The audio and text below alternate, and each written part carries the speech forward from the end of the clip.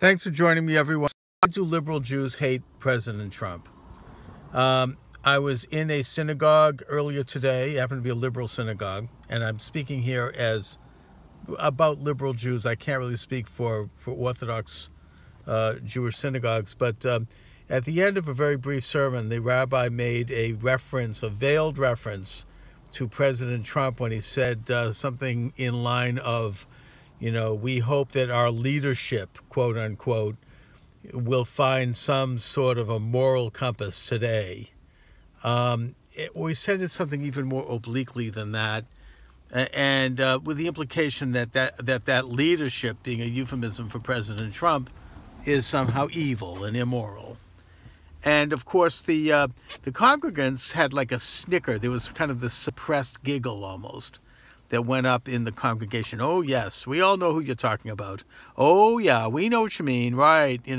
Kind of like a shared moment of recognition. Actually, quite frankly, a shared moment of bigotry, if I may say. And I don't think it's unique to this particular congregation. I think this is going on across the country, nor do I think it's unique to Judaism. It's probably happening in most Protestant churches, probably even Catholic churches as well, where you have this kind of a cultural dislike of President Donald Trump. But I'm here to address the Jewish factor. And by the way, I should note that this is not inherent or unique to Judaism per se, because in the state of Israel, President Trump is very popular. I think a recent poll showed that he had 80% of Israelis who admire and support President Trump. So, this is a liberal thing. It is uniquely liberal, actually. It's deranged. And I think that the cause of it is actually more cultural and psychological than it is political. Yes, it is political in that President Trump is threatening to, and very well is, in many ways which are not even seen, he is dismantling 100 years of left-leaning liberal cultural and political movement in this society and in this nation. He's dismantling the nanny state. He's dismantling the authoritarian, utopian, messianic agenda of the secular left, and doing so by both by exposing it through his personality and also through his policies. He's asserting American sovereignty first. He's doing sensible things like securing the national border and developing trade policies that are beneficial to American labor and industry. And he's doing it culturally. He's withdrawing from these constant and incessant and ongoing foreign wars and many other factors. And that is galling and very, very difficult for left-wingers generally, and for the Jewish left is no exception. But in Judaism, I think there's an extra dimension. As I said, it's cultural and it's psychological as well. I think that Jews, particularly liberal Jews, they crave social acceptance because they don't feel socially accepted. And this is something that goes back to, frankly, a diaspora mentality. When you're living in someone else's house, whether it be a Christian nation or in many cases a Muslim nation, you don't feel 100% secure.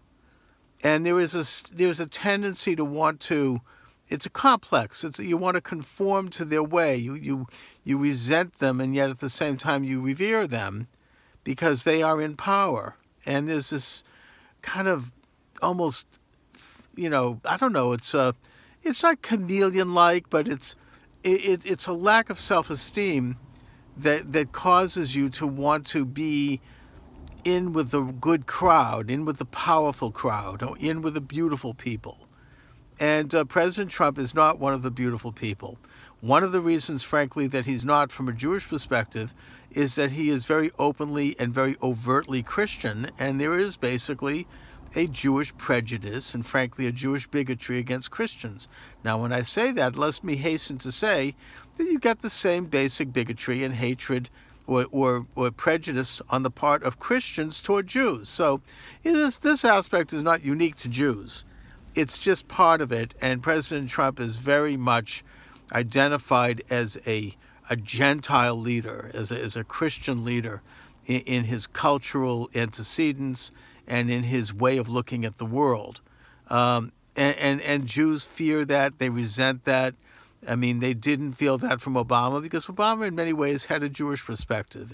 In many ways, Trump is an old-fashioned American Christian Protestant person, at least in terms of his perceived persona. And that's putting aside his moral failings. That's another subject for another day. But also, you know, liberal Jews, I think, besides wanting to be one of the beautiful people and one of their craving for social acceptance and their rejection of anything that doesn't smack of authoritarian liberalism, there's also, frankly, at the very core, there's been a major erosion on the part of liberal Jews over many, many centuries, actually, probably going back to the real break, I think, was the terrible and devastating and evil influence of the false messiah Shabtai Zvi and his main disciple, Jacob Frank, and the poison that they introduced into the veins of the Jewish faith and of the Jewish culture. That there's a self-loathing, there's a rejection, a rebellion against faith, a rebellion against logic, a rebellion against common sense, actually, in terms of dealing with the real world. President Trump is using common sense, and he means it. He doesn't just mouth it. People expected leaders in the past to make minor genuflections to common sense because they knew that that wasn't how they really felt, and they were like, okay, fine, that's boo bait for the bubbas. Trump means it. He actually wants to put America first. He has common sense, and this upsets at a very psychic level, and at maybe even a psychological level, not to mention cultural, the apple cart of the liberal Jew who has embraced an inversion of oftentimes basic fundamental moral standards, even though they may protest otherwise, and even though, frankly, they may not necessarily be witting or conscious of it. Look, suffice it to say, and this is a big subject that I'm going to be getting into in more depth in the coming days, weeks, and months, God willing, that there is something strange and something rotten about this incessant hatred on the part of Jews for President Trump.